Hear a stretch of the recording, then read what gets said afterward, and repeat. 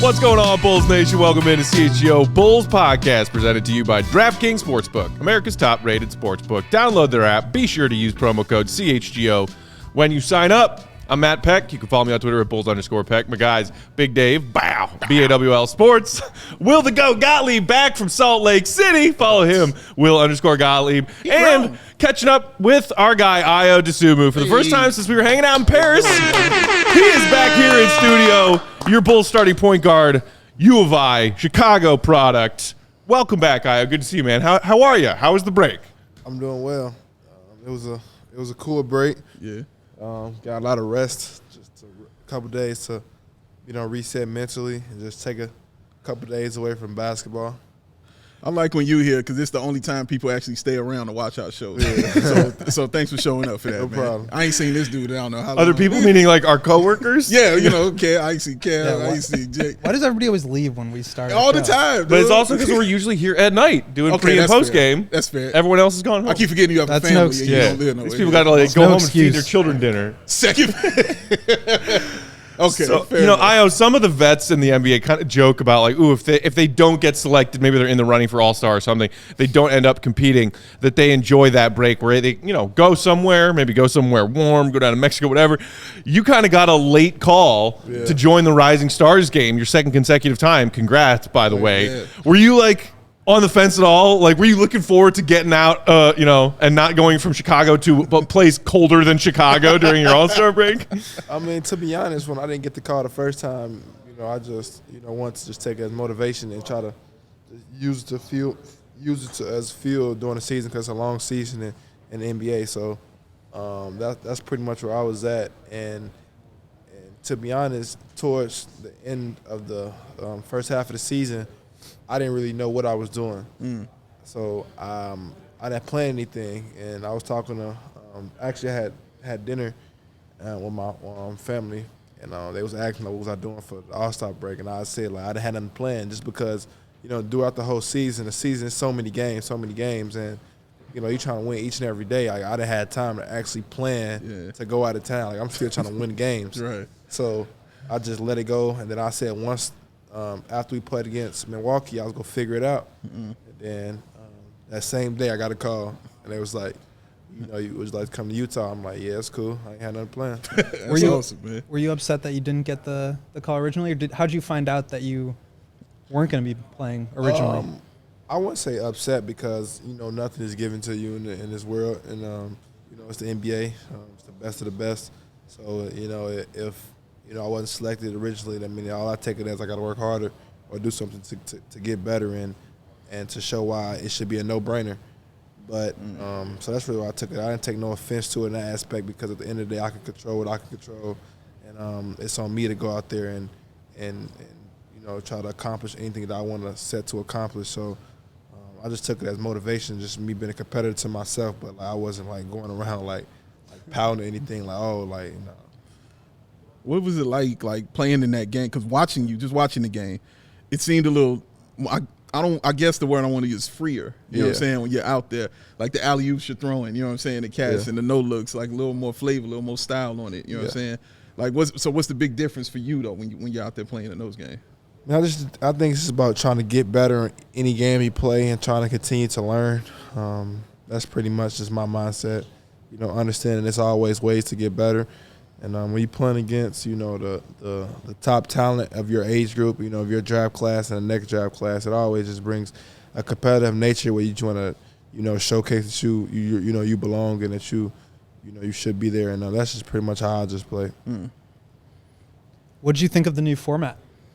This time it was cool. 4 different teams. You were on Darren Williams' team. What was it last year? Last year was just the World versus. Yeah, it was you. No, it was the same. Three teams. 3 teams. Right. Yeah, and this time it was the tournament. Oh, And the then year they before expanded that it to was 4, the- and then it was a G League team, and then a draft of the NBA guys. Right. Yeah.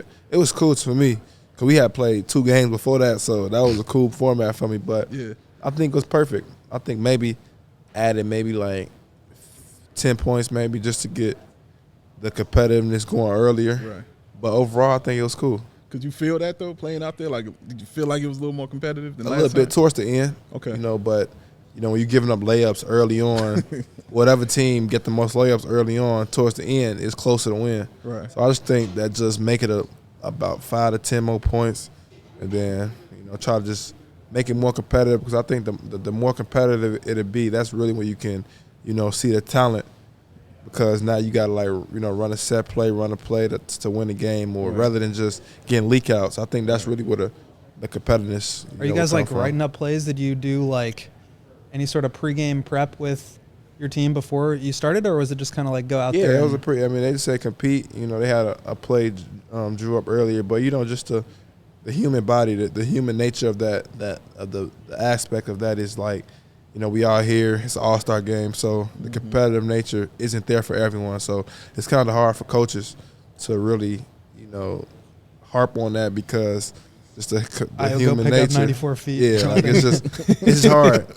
But I think that's when it comes from the competitor of yourself. How bad do you want to compete? And I think, we keep harping on it. I think that'll be a very, fun event in the future as it is getting more competitive. Same with the All-Star game. That'll make it more competitive, I believe. Yeah. Was that your first time playing under Darren Williams, as far as him being a coach and stuff like that? First time. Because I know you know him and you guys, kind of know each other. Was it weird for you? Was it different for you, or what? No, it was cool. Anytime when you're really on the court, it's just basketball. But just being around him and knowing how much he meant just to the university I went to, and just the NBA, also him being a very good guard and being one of those big guards, it was cool. Oh no, he was a part of the greatest college basketball game I ever saw. Yeah, it was that Arizona game, bro. I remember everything about it. And that insane comeback that they made in that game, and Darren had his fingerprints all over that comeback. Dude, that fake and that step back to the side. Yeah.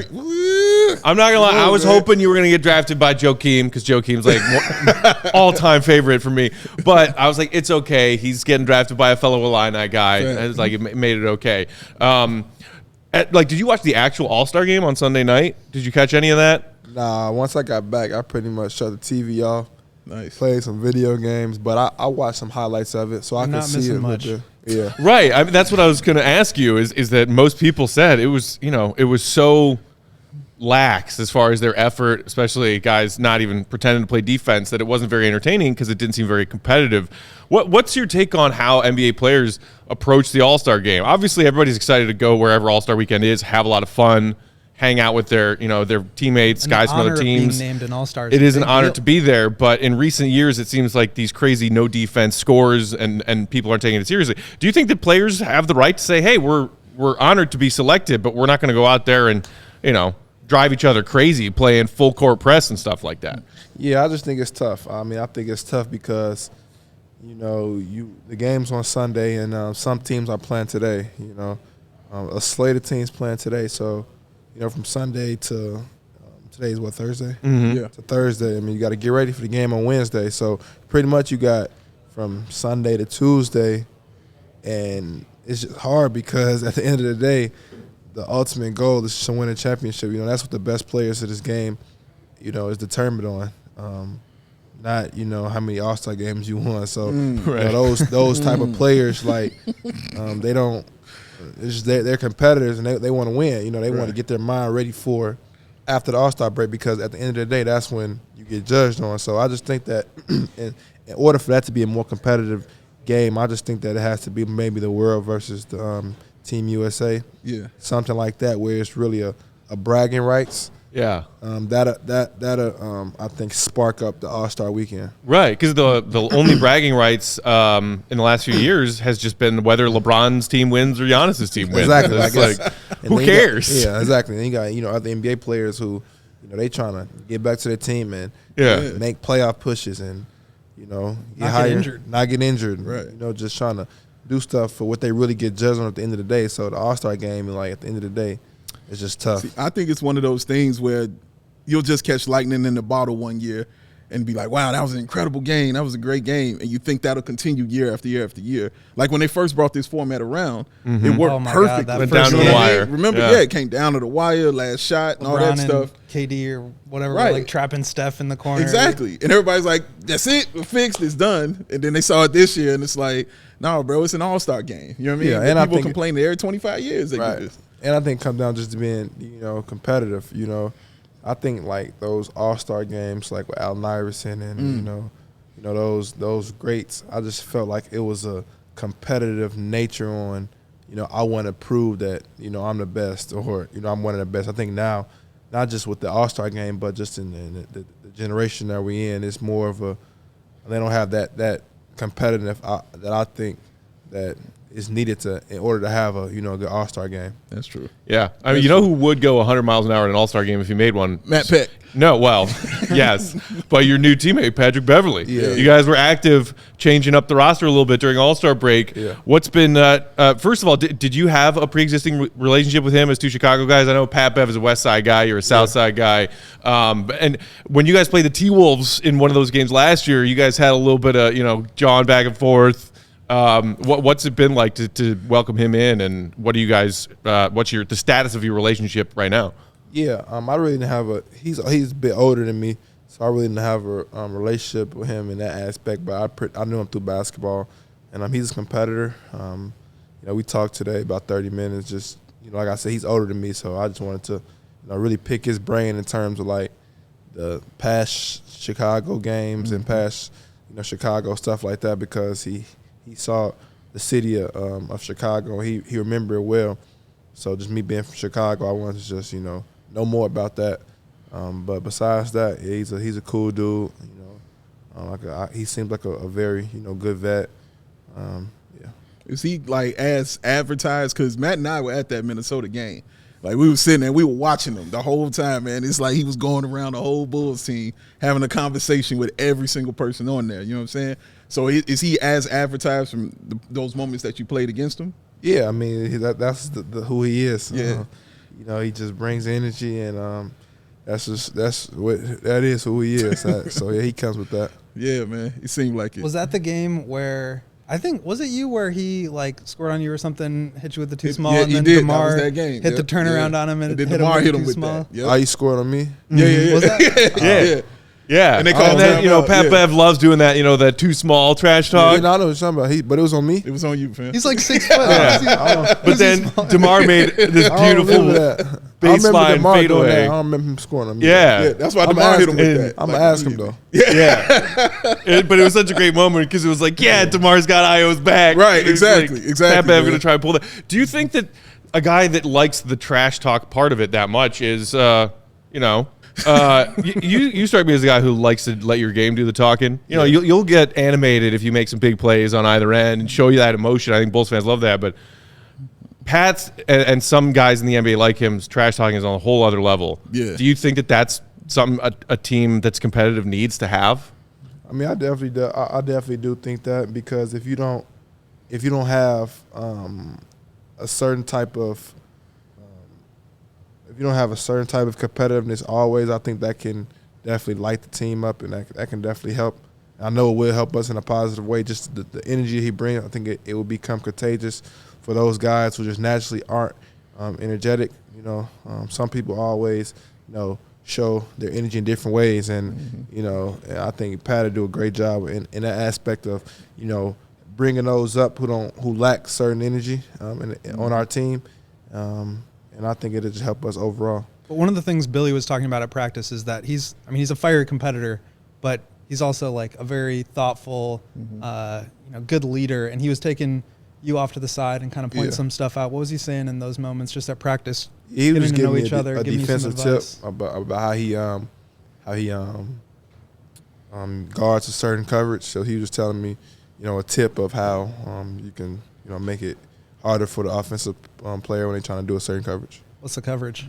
I can't say it. I gotta ask. Journalism 101. Spilling secrets. I'm not mad at you though, man. I ain't mad at you, man. But yeah, one guy who I feel like is going to benefit, who I think of immediately, was like Dalen Terry. Yeah, that was one of those guys. When he came in, Bulls fans have been clamoring, especially me, have been clamoring for him to get out there and play. And the play that comes to mind when I think of him is when he made that defensive stop and he hits his head on the stand because he was just so charged. Yeah. Like, is that Dalen Terry? Like, is that like really who he is? Like that? Yeah. That's who he is right there, right? Yeah, that's who he is. He's just genuine. He just comes with lots of energy. And he wants to play, and he wants to get out there on the court. So when he goes out there, he's giving it his all. Yeah. So yeah, that's definitely him. That's not a fake or anything not an like act. that. That's not an act. No, man, That's I who love he it. is. I love it. Do you see PatBev's arrival as internal competition while also being a guy who can play minutes and help the team? Because I'm not sure if you watched his pod where he kind of was talking about the decision to come to Chicago. He said, Bulls maybe thought about the Warriors. He mentioned the fact that the Warriors were really deep in the backcourt. And so it sounds from PatBev's perspective like he's expecting to come here, get minutes, and help this team right the ship and make a playoff push down the stretch here. How do you see that from your perspective as a guy who's playing, in the same part of the court where PatBev plays? Yeah, I mean, I just think that at the end of the day, it just comes down to, whenever you're out there just trying to compete, at the end of the day, we 2 games out of the play-in spot. So we all trying to have one common goal, and that's to try to, win as many games as possible to get back in the playoffs. And then, whoever is out there, they're going to give it their all because we know we have no room for error, and we can't afford to mess up. But, of course, always competition always brings the best out of anybody who's a competitor, and definitely, which is myself. So I definitely do think that that'll push me in that aspect. But at the same time, we all as one, and we all want to, try to make a playoff push because we know we prove we can compete with the top team. So yeah, that's pretty much where we stand in that aspect. Where I stand in that aspect. Word. So obviously the first half of the season didn't go like how you and any of us thought it would go or planned it to go. You know what I mean? You wanted to be a little bit better. But like you said, you guys are 2 games, from the play-in. So going into the second half of the season, man, like what is the focus? I guess I ask you in particularly, what is the focus for you, like coming in this second half of the season? So, just to pretty much go out there and leave it out there on the court. And that's all we can do. We got to take it one game at a time. And we have to be very, efficient. We have to play desperate.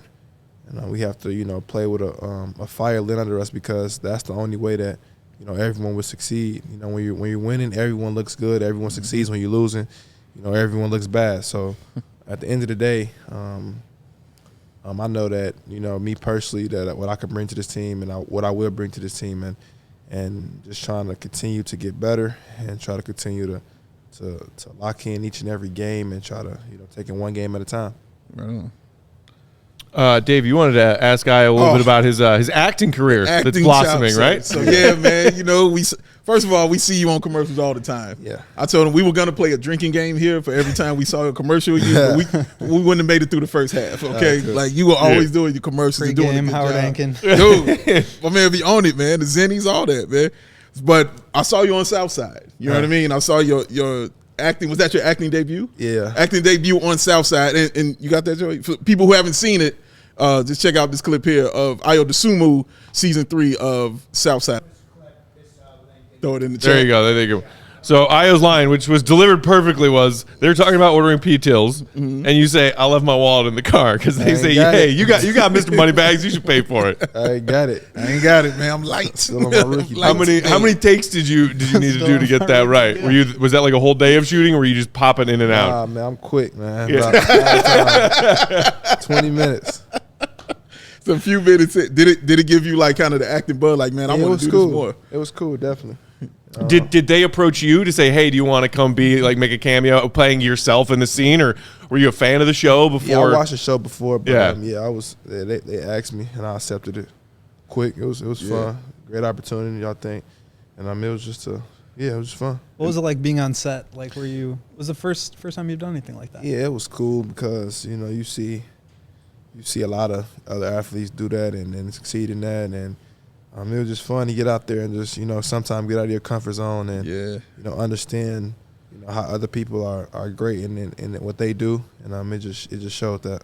Did you get a chance to talk to Bashir and everything like that? Yeah, I had a chance to talk to him. I had a chance to pretty much talk to a lot of people there and pick their brains, and it was fun. Okay, because I know when we interviewed him years back. Yeah, like right before Southside had really kicked off. Yeah, it was like season 1 was about to debut. Right. And one of the things he did, he mentioned like just how huge of a Bulls fan he was. You know what I'm saying, or is with the team. So when we heard you were on there, I immediately went back to that. Oh man, he's not lying. Like, dude, he loves the Bulls, like for real.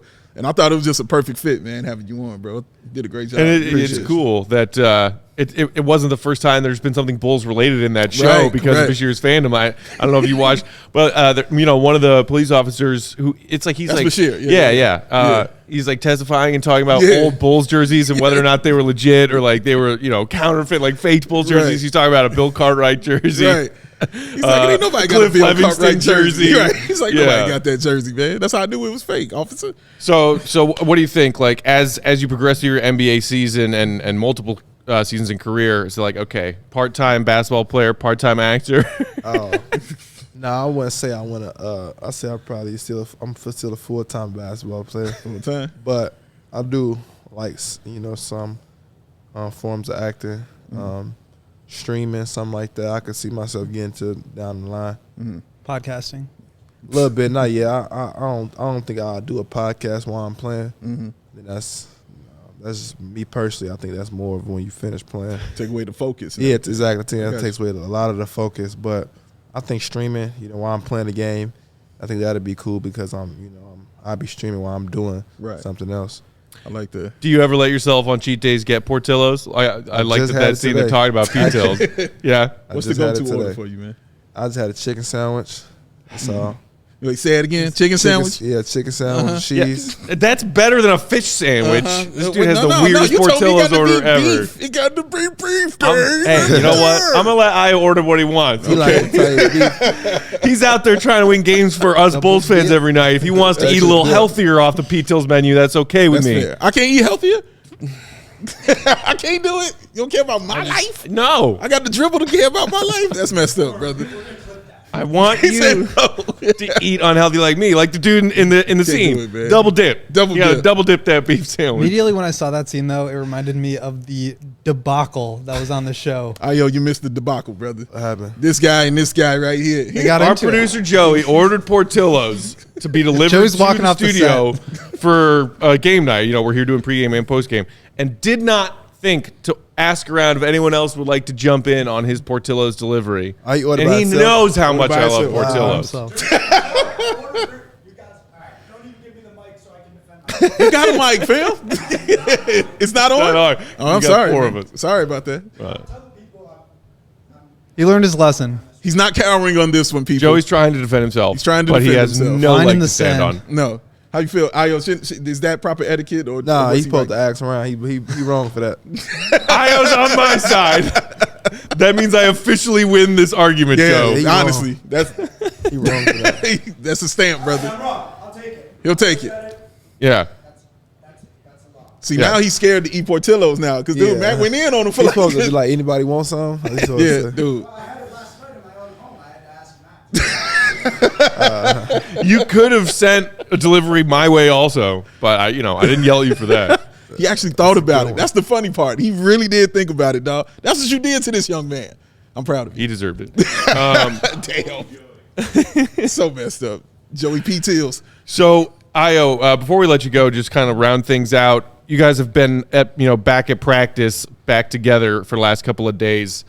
Is there a different energy over the last couple of days with you and your teammates? Because, to be honest, you guys came into the All-Star break really struggling. I think, a 5 or 6 game skid. And hopefully the break, you all go your separate ways, take a breath, get some rest, come back, refocus. Does it feel like there's a new energy now and refocus for the last playoff push of the season? Definitely. That's, as anybody on the team, I think that's just self-explanatory, just understanding the sense of urgency that we have to play with and, where we at. We have to continue to get better. But on the bright side, last year, we did the opposite. We was, tied with Miami for the first seed. Right. And we, dropped all the way down to the 6th seed, hanging on for the 6th seed. So it's possible. It's all about just us, like I said, taking it one game at a time. It starts tomorrow with Brooklyn. And just going out there and just playing each and every game with that sense of being desperate and having that sense of urgency to understand that, every game from now on is pretty much like a playoff game for us. Yeah, DeMar said something similar, I think, at practice yesterday. Game 7. Every game is, win or go home at this point. Well, we know you need to get your rest. First game back post All-Star break tomorrow night. You guys are taking on the Brooklyn Nets. Yeah. Everybody, throw some thumbs ups, some likes our way to show our guy Ayo Dosunmu some love. Ayo, always a pleasure when you stop by and hang out with us, man. We appreciate it. Good luck to you and your teammates the rest of the season. Bulls fans are rooting for you guys. Appreciate y'all. Yeah, appreciate you, man. Appreciate you. It's Ayo Dosunmu, son. Thanks for coming on. Come on, man. Tell PatBev to light some fires, all right? You say you're wrong, Joe. Hey, man. So you say you're wrong, Joey. Say you're wrong, man. Argument settled. You're done.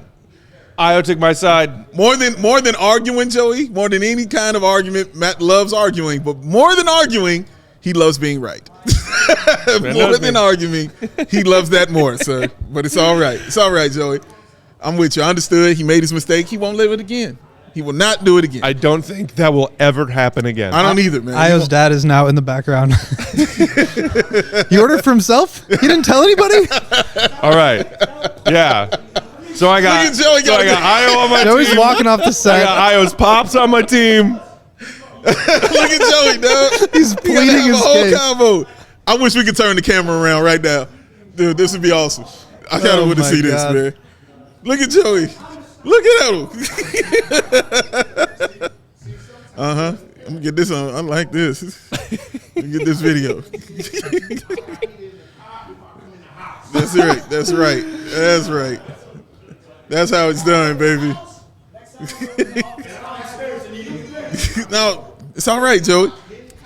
Just hit you with the etiquette. That's all, brother. If you go, Ayo's dad said sometimes when he only has food for himself, he just eats it in the car before he comes in the house. To Taking a avoid page. that I'm whole taking a situation. page out of Mr. Dosunmu's Gonna book eat it next time. downstairs. I don't. But then you can't hide it because of the smell. Yeah, well, Like, Matt you could- Peck is a bloodhound. What are we talking about here? No, he's a bloodhound when it comes to Portillo. So if Joey even eats it downstairs, If Joey he walks past in, me after his yes, meal, yes, I would smell. He would immediately smell it. I love this comment from He you, would Rob. Immediately smell it. What are you talking about? The mic. I don't think. There's my hat throw. I don't think that was deserving of a hat throw, Joe. Because I you don't have either, been Joe. told by several people now that you are in the wrong. Yeah. You got told by an NBA player and Yeah. his dad that you were incorrect. And his dad. Yeah. I win. It's all right. We still love you, though, Joe. It's fine. We still love you, man. That's In a way, I think Ayo's dad sort of told me I was right. I just handled it wrong. In a way, he told He said it's not If you want wrong. to be sneaky about it, be sneakier about it. That's Correct. right. He's So gonna- I'll take it. He's It's a going to take learn. his victory from this. It's a learning Left his experience. cake shakes Young in the fridge, Joey's just learning staring me in the life face. lessons everywhere he goes. Just staring you in It's the a learning face. That's experience, how you and found also out. like, hey, let's not forget that Matt got his Portillo's did. that night. He did. I was just about to mention that. Thank you.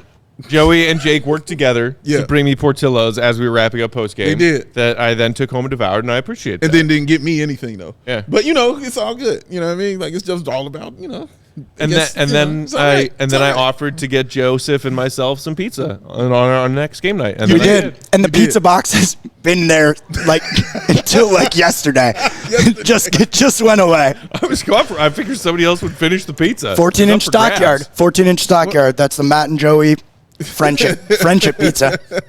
The peace treaty like pizza. that, man. All right. Now that we have seen our pal Ayo away, we got to take a quick break for some ad reads. And when we come back, we'll continue talking about what the Bulls have been doing and saying as they have been reconvened here at the tail end of All-Star break. We got some Billy Donovan quotes. We got some DeMar DeRozan quotes. That's coming up next after the break. Big Dave, who is our Yes? first wonderful sponsor today. The one that we all love is that island of goose, ladies and gentlemen. You see it right there, sitting right there, looking all beautiful. All of them right there, from the Wheat Ale to the Blackhawks one to the Beers tall can with the City Edition joint. And, of course, Matt, doing anything? No plans. No plans. I got no It's plans. got nothing to do. It's got no plans. Sadly, there are no plans in our fridge right now. Sadly, there are no plans I'm gonna in have this to go fridge. get some myself. Now, in this fridge here, there are no plans. You come to my house, sir. No plans. you got no plans. I got no plans, sir. Got no plans. And you can have no plans as well, man. Delicious beer. Also, they got that Christmas IPA, that Beer Hug IPA series, that Green Line, and of course that Matilda for you fancy people out there like myself, beer connoisseur over here. So Goose Island also has those two locations. You can go and get this right out the tap. You can grab a beer right now from those innovation tanks at the Goose Island Tap Room at 1800 West Fulton, or get a smash burger and a fresh beer of the week at the original Clybourne Brew House, and that is 1800 North Clybourne. For reservations and to pick up go to gooseisland.com/locations. That's gooseisland.com/locations, because it's the Goose Island Beer Company, the true taste of Chicago. My goodness. Like that one? I haven't had a no plans like all of in them. like a week. Thank you. I gotta get on that. What? Really? Well, yeah. Well, I was in Texas for Fair like point. 4 or Yeah. 5 of those days. But Yeah. they don't have that down there. Yeah, that's true. You have a Shiner Bock? Shiner Bock. I ain't had that in a while. Like Shiner Bock. They're okay. They're solid. They're solid. You know what else is solid? Tell me. Winning money on DraftKings. That is solid. Oh, Joey those did it. DraftKings NBA no sweat same game parlays, where if your parlay doesn't hit, you get a free bonus bet back. Yeah. Incredible deal. Plus, there is the offer for new DraftKings Sportsbook users, if using promo code CHGO at sign up, to make a $5 bet on any NBA game, any NBA action, and get $200 in bonus bets instantly. Yes. Bet 5 to get 200. Yes. Incredible deal, but only with that promo code CHGO when you sign up. Io mentioned it just a few minutes ago, guys. NBA action picks back up tonight. Until like late June, we now just get basketball all the time for the next few months. It's going to be great. Love Talking that. my language. Love that for us. I mean, Yes. take your pick at this late. Dude, you know what I'm excited for tomorrow night, honestly? Talk to me slow. Tonight. Bulls Nets. Nuggets Cavs. Dude, that's a matchup. Throw some bets down on Nuggets Cavs on DraftKings Sportsbook. Do it with promo code CHGO one more time. it. That amazing offer of a $5 bet on any NBA action, and you will get $200 in bonus bets instantly. That was for you. Only with that promo code caption. CHGO at sign up. 21. That was for you and Joey. Everybody in the mention says, "Can you do some for me?" Oh, God. Sorry, that was inside. Sorry, guys. That was funny. Oh, my God. I didn't notice that, though. That was a great picture, though. That was a great picture you took, honestly. Appreciate it. Well, would you like to share with the class? It was Yeah, a you great can- picture that he took of Patrick It's a Beverley, man. you can show on my Twitter. It's Patrick Beverley picture. Yeah. It's a great Uh, photo, man. I captioned it for you and Dave. It's a great photo, man. It's a great photo. Oh, the one of him wearing his new Fresh 21 jersey Wearing the today? Fresh 21. Hey, come on in, all coach. right. Let's see that right Our there. GM, Jake, Lenny, and everybody. Bringing us up some some freshly things. signed Io gear. Love is that. Fresh signed Ayo stuff right Now there. I can't mess around with that ball anymore, though. It's like It's cool. that's You got- memorabilia. we got We another literally ball. have another one, man. I know. I just like practicing my. Yeah, look at that. Perform. First Well of all, done. that picture he took is amazing. Like Will looks like he should be paid for that. Honestly, that was a great photo. Somebody wants to pay me for that. They're more than welcome. But the 21, yes, 21, 21 So- Joey. 21. What? So what was the caption just said 21? What's so? Because we were calling him Joey 21 Joey. It's a 21 Joey. It's a rapper, rapper Matt. named 21 Savage. Who Who always was at says the All-Star 21. game? Who I bumped was. shoulders with. Sure. Oh, you bump shows with I 21? That's bumped- cool. That was Oh. a flex right He's- there. That is a flex. That was a flex. Well done. Before we move on to Bull stuff, because you just mentioned it, the All-Star Game halftime show, oh my God, 45 minutes too long. Yes. What Well, the hell are you doing? Listen, it was This so ain't long. the Super Bowl. This is All-Star Game. It was so long. I man. grew a gray beard while I was waiting for that third quarter to start. Holy That shit. is the single most Matt Peck line you'll ever hear. Not just a beard, a gray beard. And they It was also too had long. musical I grew a performances gray beard. before the game started. They had musical acts before the game. They did. Why do you need a I halftime was- show that long? The I was whole not thing crazy was about like the Post Malone. Really? and then like LeBron Yeah, I don't and know why. I and just- Kareem and Carl, the 3 highest scorers. Also, Three alphas. Carl Malone. Carl Malone. It's a hat NBA, get your shit together. My God, why did we watch that? Why? I didn't watch it. I literally turned Why the did channel. we wait for that to happen literally- before getting to watch the second half of the Burna Boy All-Star was game? nice. Burna Boy That is was always nice. And Burna Tim's Boy too. is That Tim's was is a good- always dope too. It was long, but it was a good Yeah. concert. It was Those a are good halftime artists. show. Those are Yeah, really good artists, good man. artists. Could have You know done what I'm saying? without that. Except for Post Malone. But those are really good artists. Thanks, man. Joseph. Those I are love really you. good. Shout out to those who like Post Malone. Shout out to y'all. Sure. He's rich for some reason. Somebody likes it. Somebody likes it. Somebody likes it, man. 21. Just shorten up. Not you, that Big Dave. halftime You don't show. like him. Say it again. You don't like Post Malone? I've never been, not since White Iverson. I feel like I ain't been a fan. should, but Yeah. I just don't. Yeah. White Iverson, that was it for me. I was like, I'm good. I thought I got it all right there. I was like, I don't think it's gonna top this, and I don't think it has. Sunflower, I thought was a solid song, but I know that's not his. That's Sway Lee's. Like, so I knew it wasn't his. I know I'm speaking French to Matt right now, but but I knew that wasn't his, man. So Sounds like Should a we go back teacher to France? Charlie Brown. We got a super chat from our guy AK in the comments. Shout out to AK. Appreciate you hanging out with us and appreciate your super chats always. We said PatBev impact may not only pay dividends in the box score, but also much were a voice of leadership in the locker room. A lack of that vocal leader since departure of Thad, which I'm guessing you also caught, AK.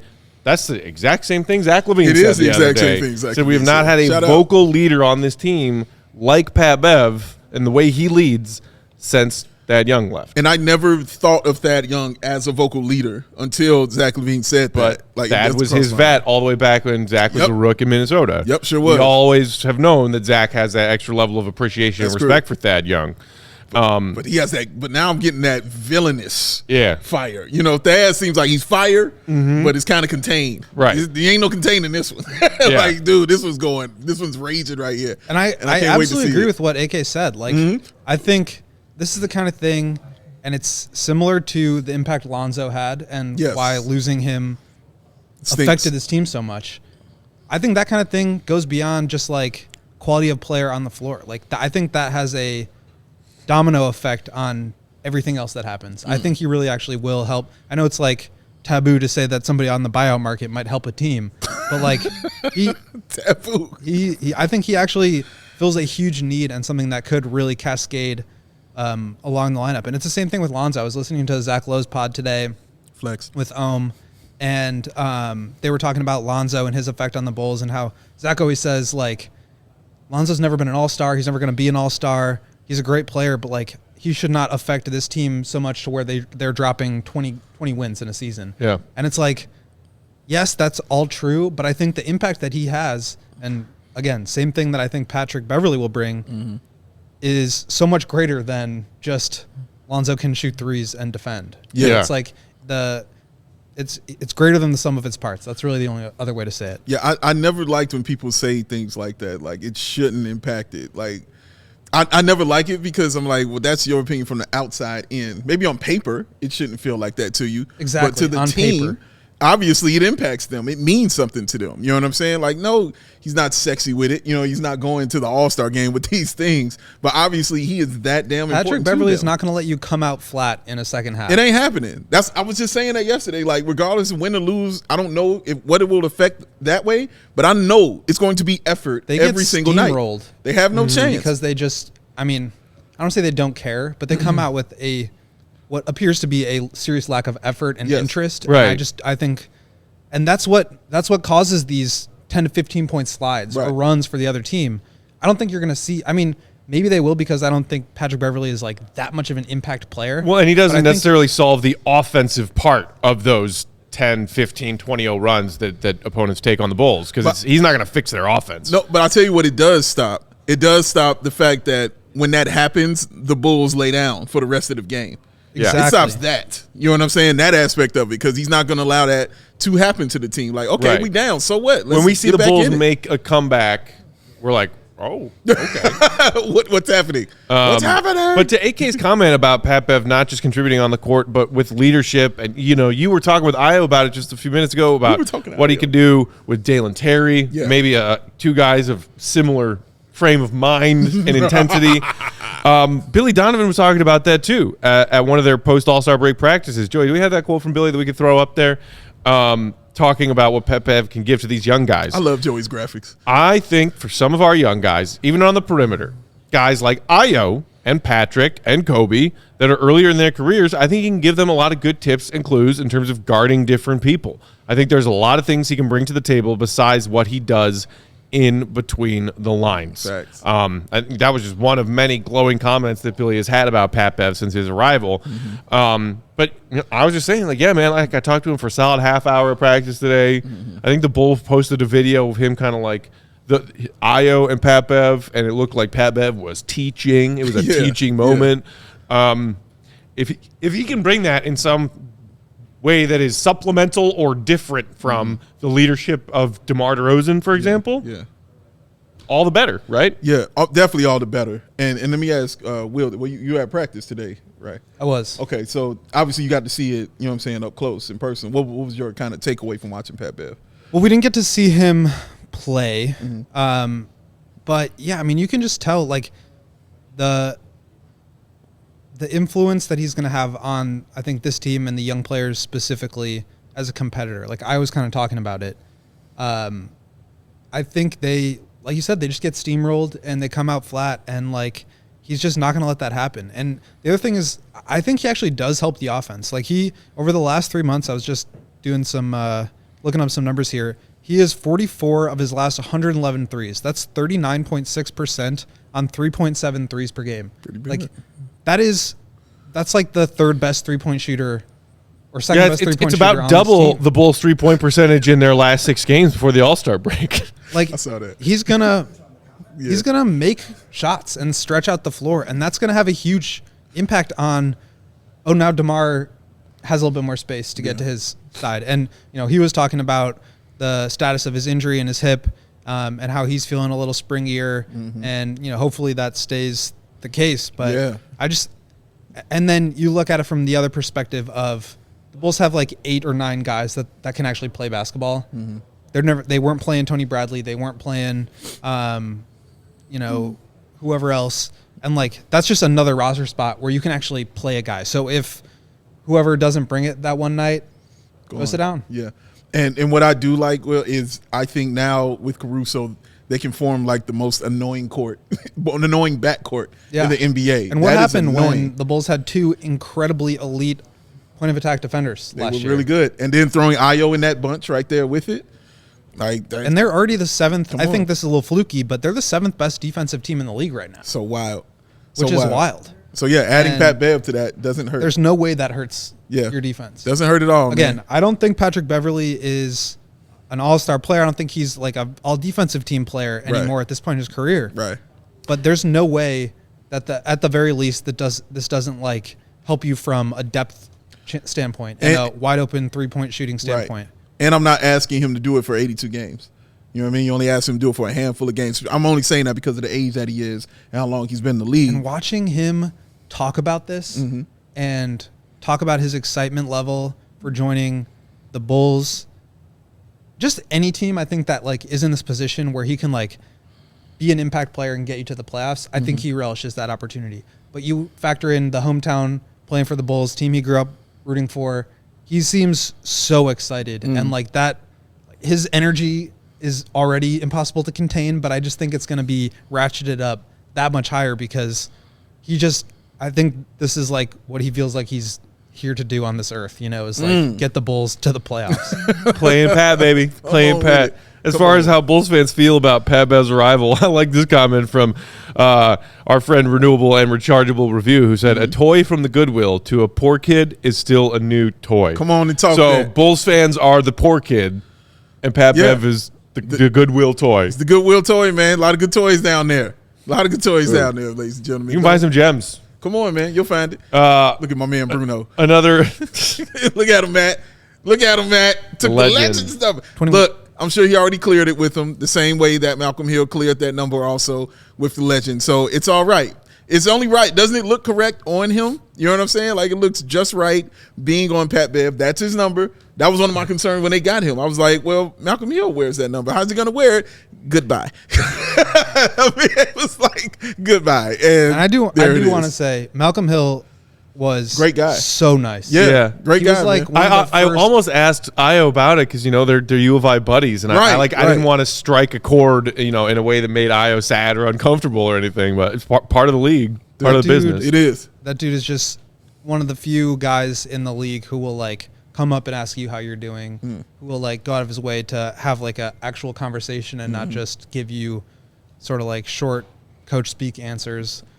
He works really hard. I'm really hoping he lands somewhere. I am too, man, because I definitely wanted to see him get time here, because he was a 3-point shooter. So I wanted to see him get some time here too, man. But like you said, that's the business, man. I'll never forgive him for that night. You'll never forgive Malcolm Hill. Ruined my freaking parlay. Oh, this is what gambling can do. It's true. I have one thing I wanted to say from earlier. When you said you wanted to ask Ayo about Malcolm Hill, but you didn't know if you should, Chocolate Salty Bulls earlier said, now that he is no longer with the team, can Ayo share the locker room reaction to Steven Adams removing Tony Bradley from the court? Ooh. Man. I don't think Ayo would have given a comment, but No. I would have loved to have asked. Tony I gotta Bradley say- is gone as of 2 days ago. I don't think I was going to throw him under the bus. Right. I gotta say, I think we probably make more of a deal about that than the Bulls players do. Yeah. That's for me. That'd Like, be yeah. That'd be a guess, but it was That's an fine. That absolutely was for me to legendary hate. moment that we will not soon forget. No. But maybe I'll ask off the record and see what they say. Don't make me remember. No. You know what's a quick way to forget and change the subject? Tell the fine people out there about the fine products at FOCO, Dave. You know what, Matt? Sometimes your segues are just on par and brilliant. So Oh, well, thank you. that's what you do. FOCO! Got to do something useful around here. Hey, he's got to do something. Not just a hat rack, ladies and gents. Chicago. You've already got the best coverage of your favorite teams. I just told you all that. You just saw Ayo Dosunmu sitting in that chair over there. He autographed this. Okay, Ayo. This is autographed by him. Oh. So, get fitted out in the best sports gear around. I'm talking about FOCO.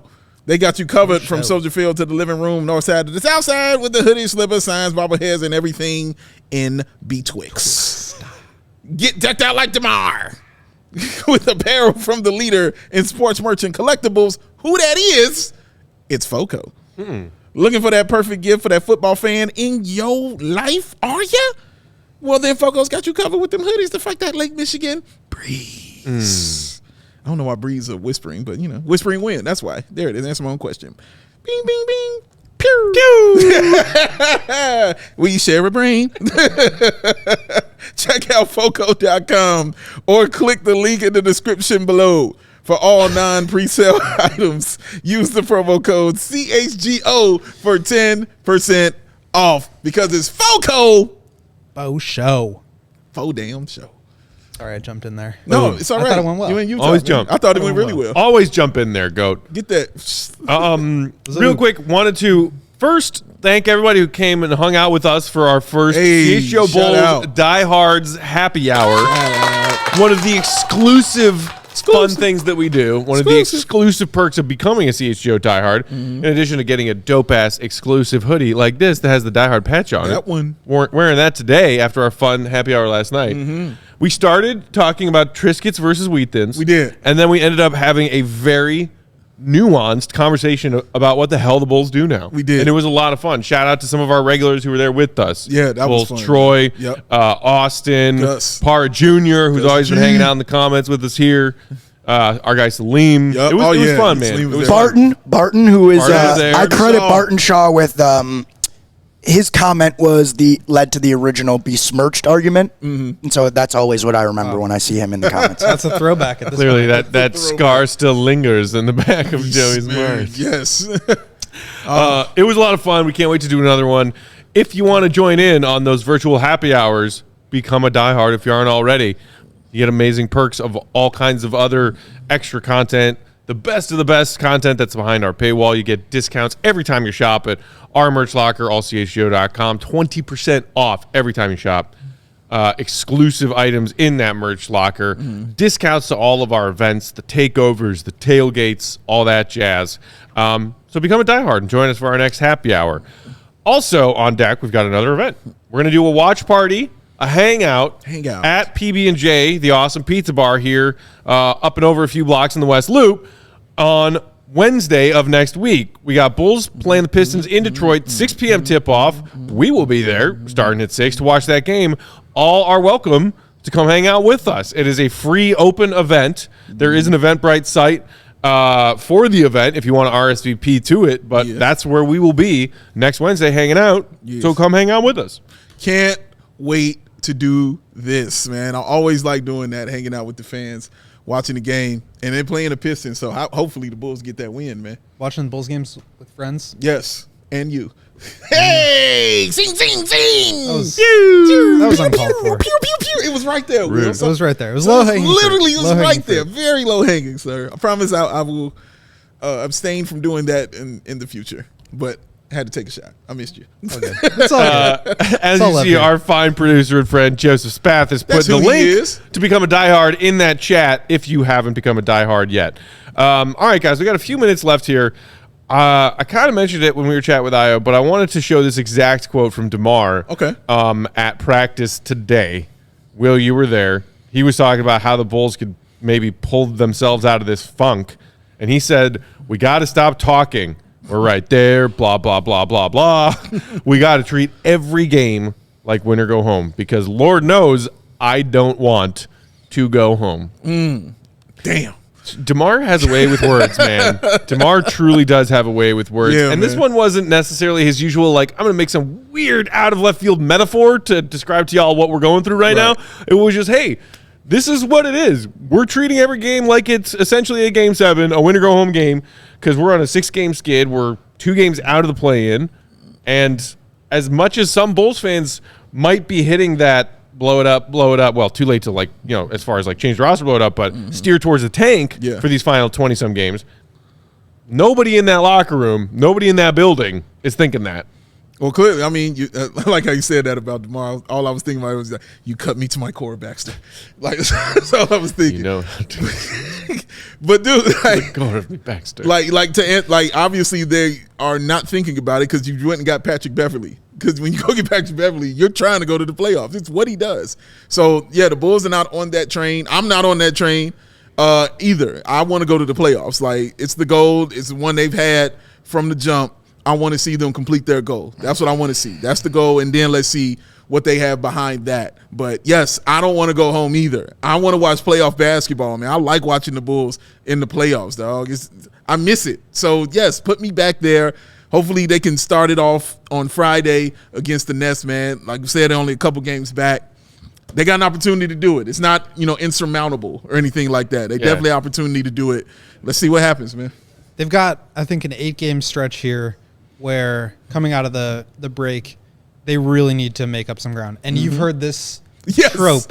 Yes. Like every single 8-game stretch that we've had this season. But like the schedule gets really tough after that. So you've got Brooklyn tomorrow, Washington, which is going to be like, that's a tough game. DeMar said, treat every game like a game 7. They're trying to go to the playoffs too. The Washington Wizards are 1 spot ahead of the Bulls. They are 2 games out of that 10th spot. They need to win that game. They're trying to go too, man.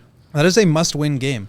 You've got Toronto, which is another play-in, potential play-in team. You've got Detroit, got to be a win. Then you see Kevin Durant in Phoenix next Friday. Oh. And then you see Indiana again, who has socked you in the face twice with 20-win comebacks. Sock it to me. And then you've got Jokic. And then you've got the Rockets who beat them earlier this year. Like, they have to pick up wins here. And people say, like, oh, they've got, a favorable schedule. They've got these below 500 teams.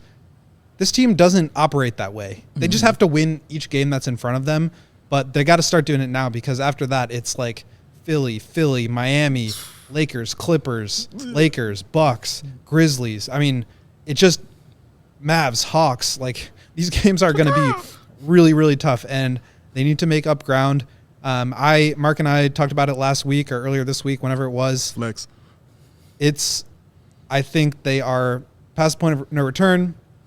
I think they have made their bed and they're going to continue to push for it. But I think long-term, what's best for this team is probably to put themselves in the best position they can to retain their draft pick. And if they're able to get down to that 5th spot, it would be, I think, a 42% chance, which is pretty darn good when you're talking about Victor Wembanyama or Scoot Henderson or Amen Thompson or, one of these other guys that's going to be in the top 4. That could be a franchise-changing player. So that would be my preference, the direction I would personally want this team to go if I was running the show, but I'm not.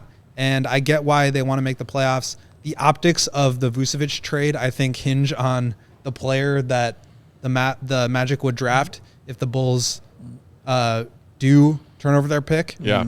Like, if they get the 5th pick in this draft, that makes that Vucevic trade look that much worse. Real bad. Correct. Bad. So right. I understand why AK, and you've just invested resources. You want to make the playoffs. I get it. But I'm thinking long term here. I've seen enough of this group to know what they are. But again, I'm not the one making the calls. That's right. Let's go win.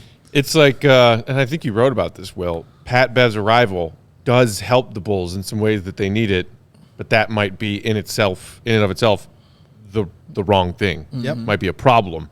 If PatBev gets this limp group of guys together and they collectively the first round fight to their lose way in the play-in. back, into at least a play-in and then somehow find a way to win their play-in game or 2 play-in games. And I was talking to our guy Cody from Bets and Cubs about this earlier today.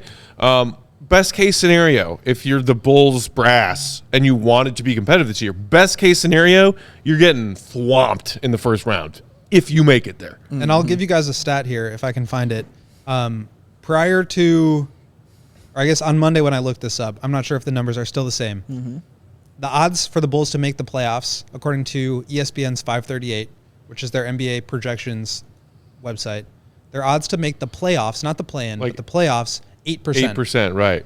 The odds for the Bulls to win the lottery, not just keep their pick, but win the lottery and get Victor Wembanyama, 7.5%. So you're in a position right now where you kind of have to, like, it's too late for them to go full-on tank and get a bottom 4 pick, but they can still get that 5th pick, that 5th lottery odds, and that could change the entire fortune of the franchise for the next 15 years. That quick little Bulls math problem just made our guy Lawrence audibly groan from over there. It's not a pretty picture that Will just painted. It is unfortunately the reality. Change with I'm sorry. If you just listen to those numbers, it is painfully obvious what the team should be doing. Exactly. And what is best for the team in the long run, it's not even close. So it's those numbers make it a little bit frustrating. And I've been saying this since they were 11 and 18 in November, and I get that you can't just pack it in at that point. You asked me one night, you were like, when is it not too early to start talking tank? When they were, November 11, 18. And I think I told you I was like late December, early January. Yeah, I'm not with it. I was at that point still hanging on to see if they could get their shit together because they were 7-1 against the Celtics, the Bucks, the Heat, all this, and you're like, well, figure it out. Figure your shit out. Get your shit together. Get it all together. Figure it out. Because the only thing I have for that, Will, is this is the Bulls. So even with those numbers, I still don't see it working because it's the Bulls.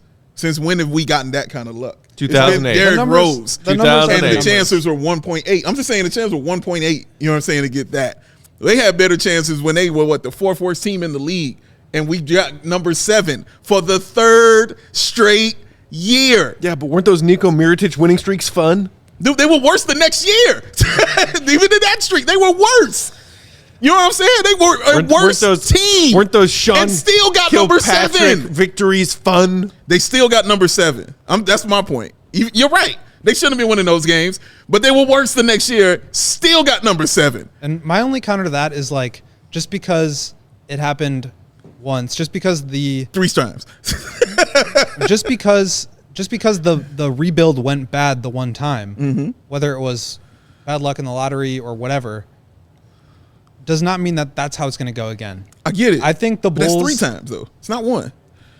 Right, but it's odds. Like each of these are individual instances where they've had bad luck. It's not like they had bad luck once, so now they're. I compare it to when people are like, Justin Fields won't be successful because there's never been an Ohio State quarterback that's been successful in the league. Like, that is in the past. It's its own.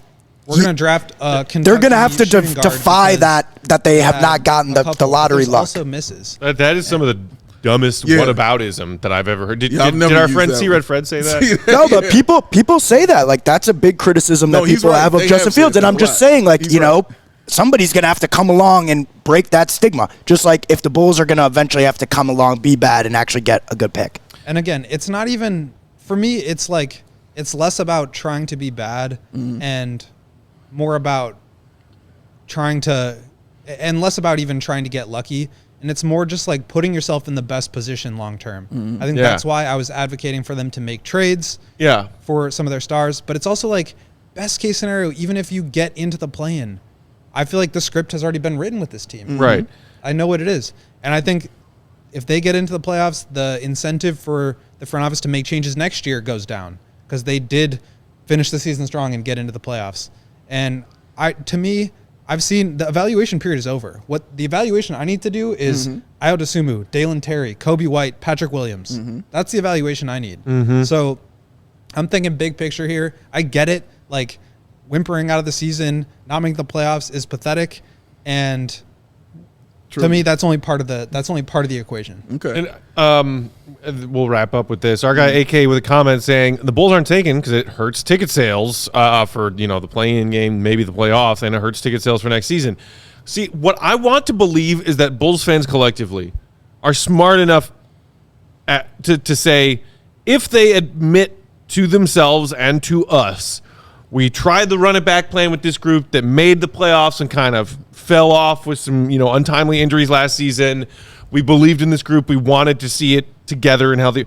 Okay, you sold us that. We didn't necessarily buy the whole thing, but we at least were willing to come along to see how it worked out. It clearly didn't work out. So instead of doubling down to say, well, wouldn't you like a play-in game? Maybe we'll get a couple of home games in the first round. If they proved to us that what they really want is like what you were saying, Will, fix it. Admit that it didn't work out. Make proactive moves now to fix it. And if it means in the immediate future your team takes a little bit of a hit, it's like, whatever, you're 6-7 games under 500 as it is already. They are fortunate that this option is even still on the table. They went. Yeah. You are right, Matt. We cannot fault them for not trying. It's not like they entered the season and said we're going to put together the worst roster we can.